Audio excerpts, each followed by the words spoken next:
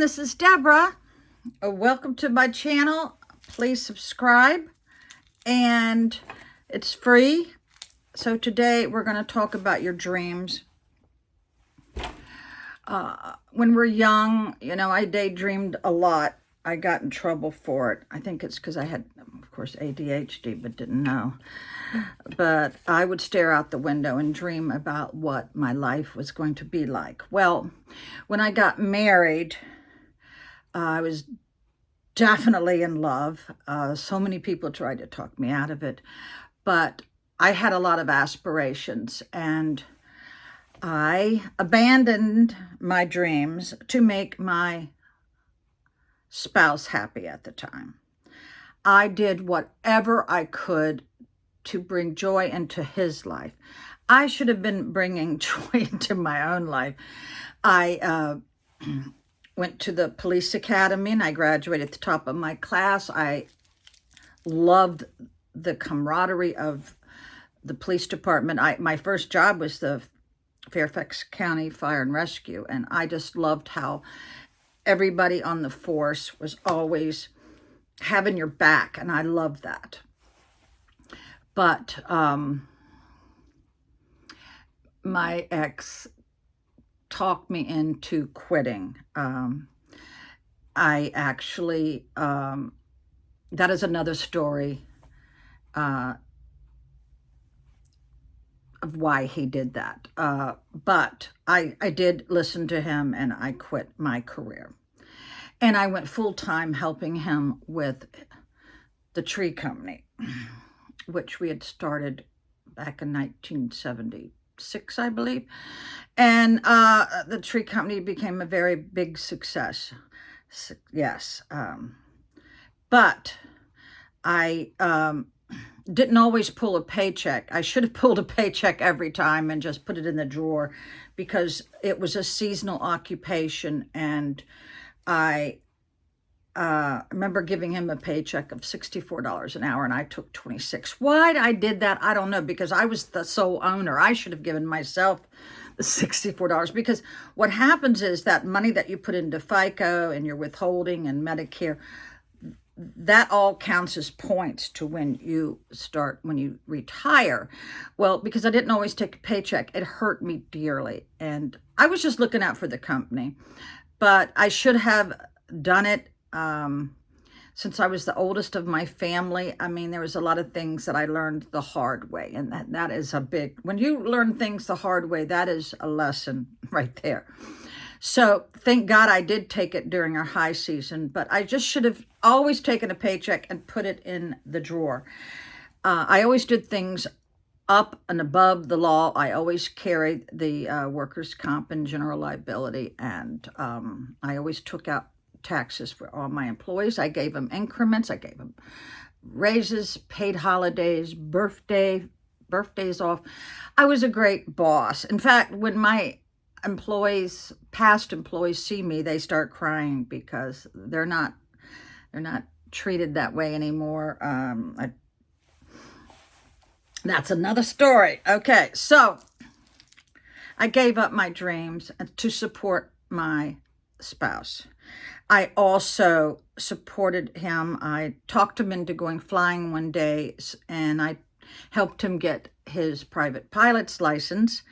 And I also helped him go to Aerotech at Love Field to become a certified A&P mechanic to work on airplanes. And I was so supportive. I mean, I gave it my all. I even would make turkeys and potato salads I cooked for all these young men that were in Dallas going to school. They weren't with their parents or anybody. And I would have a study group, and everybody in my study group actually got high grades. Yeah, my spouse was the top graduate too. So I have supported him in everything. He even took 3 times to take the arborist test, which is very hard. And he did. I told him never give up. See, that's the secret to getting what you want. Never give up. And I pretty much forced his hand and said, okay, go take it a 3rd time. Even when he was taking his in-flight test for private pilot, he didn't like his first testing instructor, and that testing instructor failed him. But I knew my spouse could pass it. So I said, don't give up. Go up again with another instructor. And of course, he passed. Okay.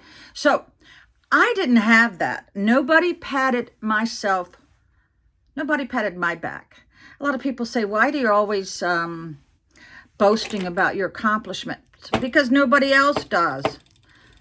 My parents had 5 children, and they had their hands full, and I did get married at 18. But I'm trying to tell you, ladies, and you men, don't let your spouse tarnish your dreams, keep you from doing it.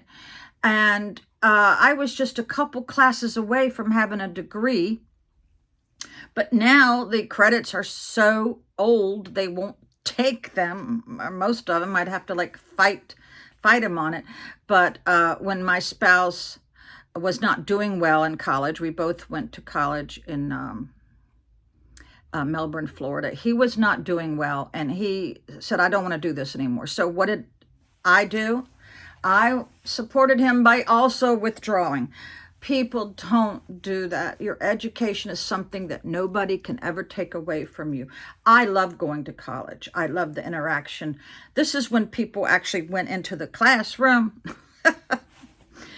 But yeah, so do not give up your dreams to make somebody else happy. Also, don't buy love. I would buy my spouse the most coolest gifts during our marriage to try to buy his love and his affection. Well, honey, it didn't work. I remember buying him a push bar for his Ford truck, which my brother totaled.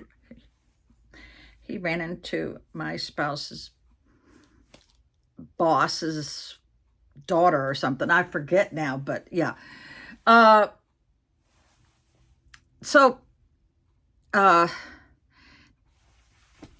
As time went on, I would take him on very good vacations, because he didn't even know how to book a vacation.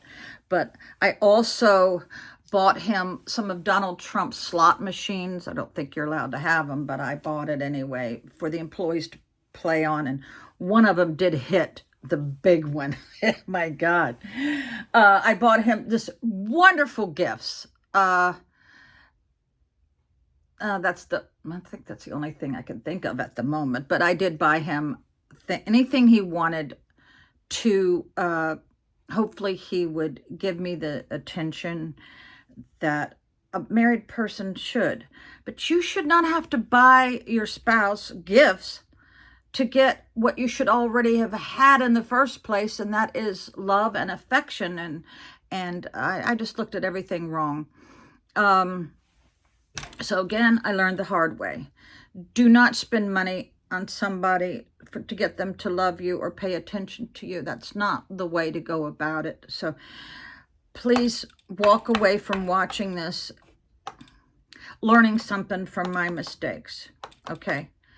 And you all have a good day. Bye.